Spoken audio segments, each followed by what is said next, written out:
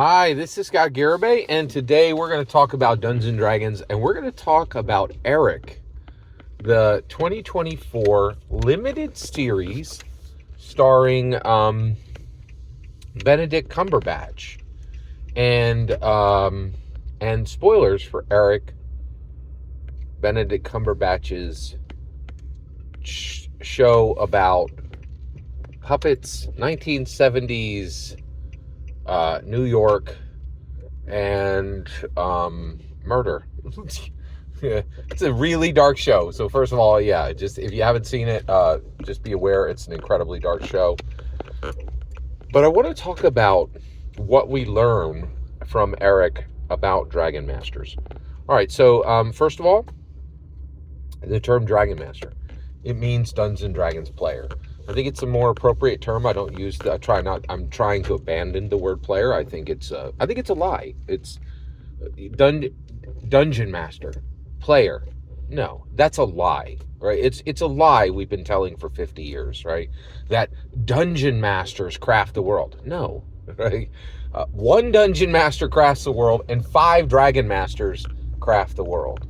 Player. The word player is a lie. It's a lie we've been using for 50 years, and we need to abandon it. And the reality is, I really think, when you think, and the reality is, I think if you play one-on-one D&D, if you have one Dragon Master and one Dungeon Master, right, it's equal, right? So the reality is, if you have 5 Dragon Masters at the table, I think the input of the Dungeon Master is not doing as much as what the Dragon Masters are doing. So I use the term Dragon Master. So let's talk about what Dragon Masters are doing at the table, because I think Eric illustrates it beautifully. All right, so let's get into Benedict Cumberbatch's Eric. Okay, all right, so Benedict and I'm just going to refer to Benedict Cumberbatch.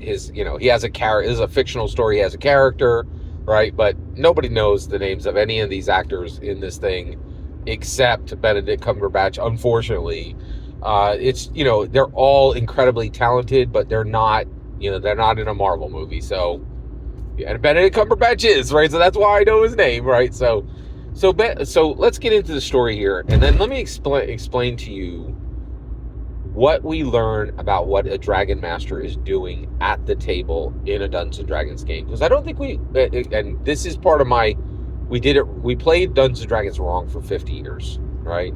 Let's get it right for the next 50, okay? And part of that is understanding what a Dragon Master is doing. And part of that is really powerfully understanding what is actually happening, the value of the D&D narrative, the value of the D&D table, the value of the D&D story. The value of it is 100-fold from what we thought before. And we only understand it when we understand what the Dragon Master is doing. All right, so let's get into this. Okay, let's talk about the story in Eric. So, brilliant show, right? So, basically, Benedict Cumberbatch's son, his name is Edgar, right? And yeah, his name is Edgar, right? Benedict Cumberbatch's son in this story, Edgar, goes missing in 1970s New York, right? Extremely dark, right? We don't know if he's alive and captured and being held somewhere. We don't know if he's murdered and rotting in a ditch, not a ditch, but like a sewer, We don't know. We don't know where he is, right? So Benedict Cumberbatch is spinning out of control, and he is losing control of his personal and his professional life, right, when this crisis happens. And basically, we reach this point where Benedict Cumberbatch decides to find his son, right? And his wife says, hey, he tells his wife, I'm going to go look for our son. And she says, listen, you need to go look at Edgar's drawings in the basement, right? And, Benedict Cumberbatch kind of gives her the side eye, but then he decides to go, right? And Edgar had been drawing in a notebook, and he had been drawing in the basement of their home, right?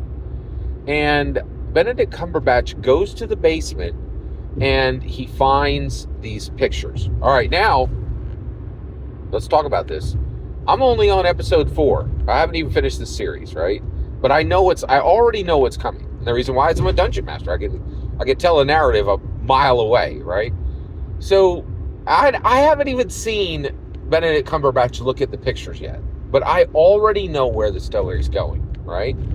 And where is the story going? He's going to look at the pictures, right? And then he's going to know where his son is. He's going to be able to find his son wherever he is. Why? Why is Benedict Cumberbatch going to be able to find his missing son, who is lost in the dark in 1970s New York? How is he going to be able to do that from art? Well, when we create art, we tell people how to find us wherever we are today, a year from now, or 10 years from now. Our art paints a map. Our art draws a map of where to find us in the present and in the future, right?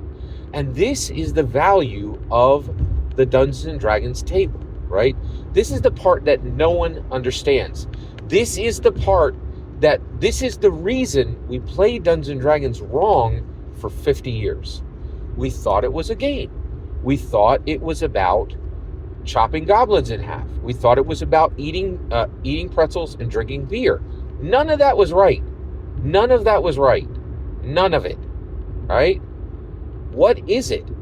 It's hyper-personal. It's hyper-personal narrative. Not a joke, right? Gary Gygax created the first hyper-personal narrative. Every single story every secular story prior to this has been non-personal. An author crafting a story, right? An actor at a theater an author crafting a story for millions. An actor on a theater stage, crafting a story for 50 people or 500 people, right? But this is hyper-personal, right? This is a story where the person at the table is interacting with the author in real time, and both the author and the experiencer both have a pen in hand, right? Now, not a literal pen, a virtual pen, writing on your heart, your mind, and your spirit, right? These stories that are being told at the Dungeons and Dragons table are more valuable, more powerful, more personal than anything that has ever been able to be created anywhere. There has never been a story told before Gary Gygax where the experiencer raised an eyebrow and the author changed the next sentence. This is real. This is powerful. This is transformative. And these hyper-personal narratives are far more valuable than we ever knew before. Listen to this. Listen. If you're a dungeon master, okay? If you're a dragon master, when another dragon master speaks in character, they are telling you about the character, and they are telling you about themselves, and they are drawing a map to find them intellectually, emotionally, and spiritually today, a year from now, and 10 years from now, wherever they are. Right? And it doesn't matter if they're captured and put into a basement somewhere. You know better as a dragon master where they can be than anyone else, because you know them at a level no one else knows them, not even themselves sometimes, right? Eric is about puppets. One of the characters in Eric, somebody asks one of the characters in Eric, they say, the wife of Benedict Cumberbatch says to Benedict Cumberbatch's best friend, she says, "What are the puppets about?" And he says to her, "We can say things that no one else can." Right? He was saying that with a puppet, he could say things that no one else is allowed to say. And that's the point. right?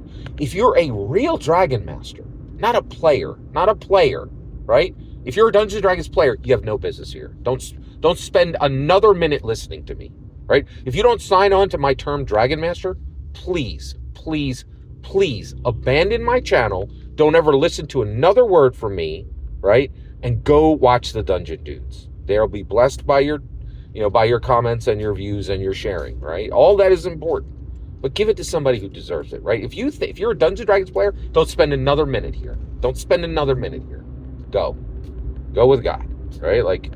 But if you're a Dragon Master, then when you are hearing the words of another Dragon Master, they are drawing a map to find them intellectually, emotionally, and spiritually today, a year from now, and 10 years from now. And it doesn't matter where they go. It doesn't matter where they get lost, right? It doesn't matter if they're, put into a basement somewhere. You have a better chance of finding them than any police officer ever will, because you know them at a hyper-personal level, because you've shared a hyper-personal narrative.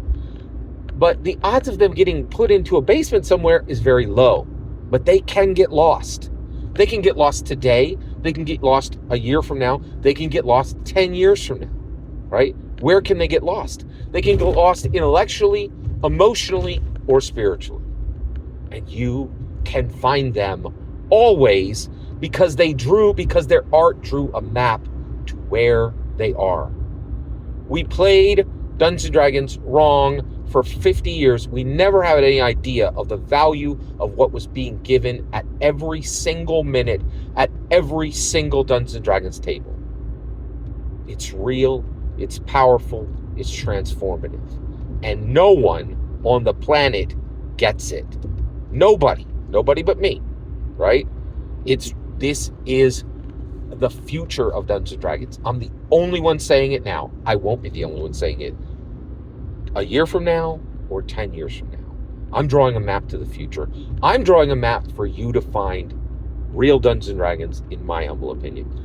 Every single word you just heard is my humble opinion. What's important is when I get to hear your humble opinion. When you get in the comments, then send your traffic. Please consider liking and subscribing to have a fetch millennium.